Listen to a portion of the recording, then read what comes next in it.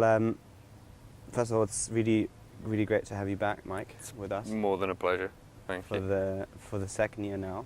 Can you describe a bit your kind of experiences of these last year and this year as well? It's interesting thinking about the differences between the two sessions. Last year was absolutely wonderful, a sort of privileged space in which to think, with some real kind of heavy hitters, each speaking definitely about the theme, which was the selfie and where it places in modern society.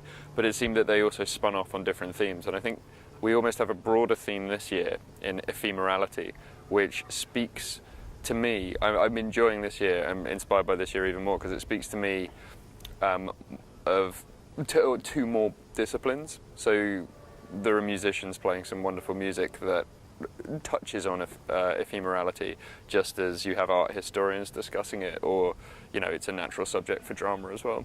So I think this year there's a slightly different vibe in that it's less formal, which I think works really well, and with that has come a more, for me, an even more excitingly multidisciplinary approach, which has been incredible, brilliant.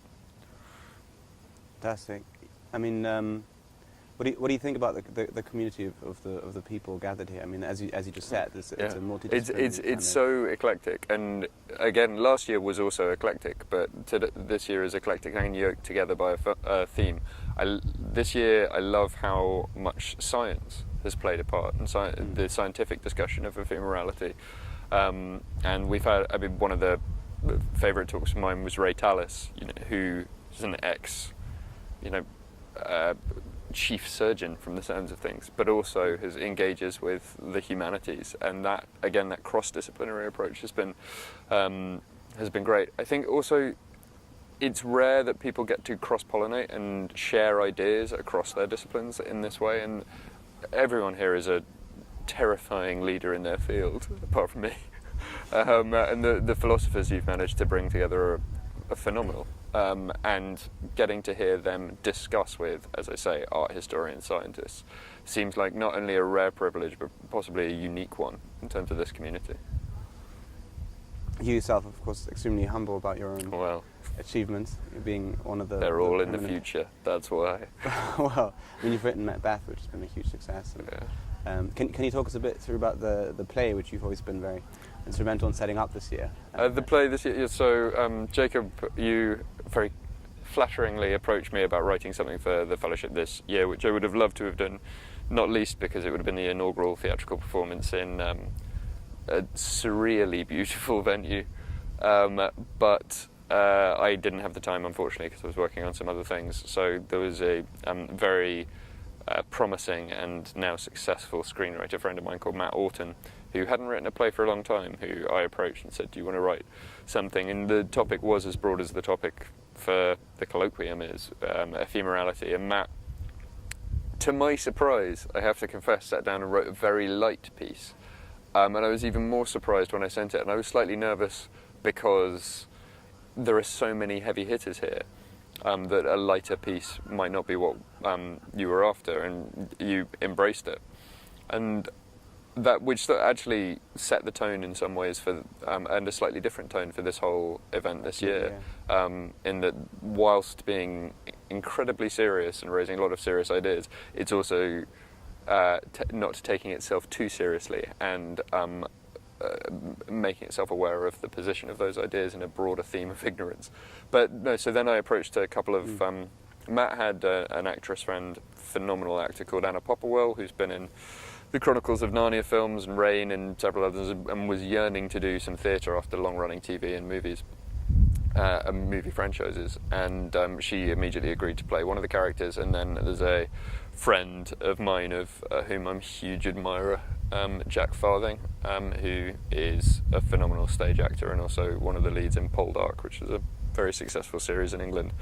And he, straight away, on hearing that we were all getting together to do a new play on an island off Venice, sort of said yes. They'd read the script and said yes again.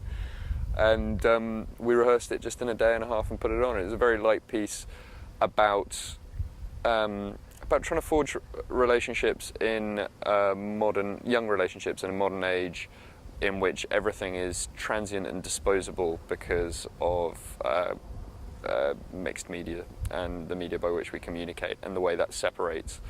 And quite a sweet piece in which two people find each other after a process of digging through the absurd obstacles of modern life. Yeah, there was a new spin. The end that they actually did somehow. Yeah. Because the first version, right? The first version, and that was I must Matt might be angry at me for saying that. That was my sentimentalist streak, directing Matt to do it. In that I thought Matt's initial draft had the couple not getting together at the end, and left it on a bleak note, and also left it on a very articulated note. And we discussed the things that had made him write this particular piece, and he spoke to me about the failure of communication and the failure of articulation that is brought on in the modern age, where we're online all the time and constantly, as was discussed this morning, in fact, caught in the digital gaze. But also that people maintain an ability to connect despite that. And having heard him say that, I thought we could break down the articulation at the end a little bit and actually bring the two of them together wordlessly, but physically. And that struck me and Matt in the end as something more dramatic and real, I think.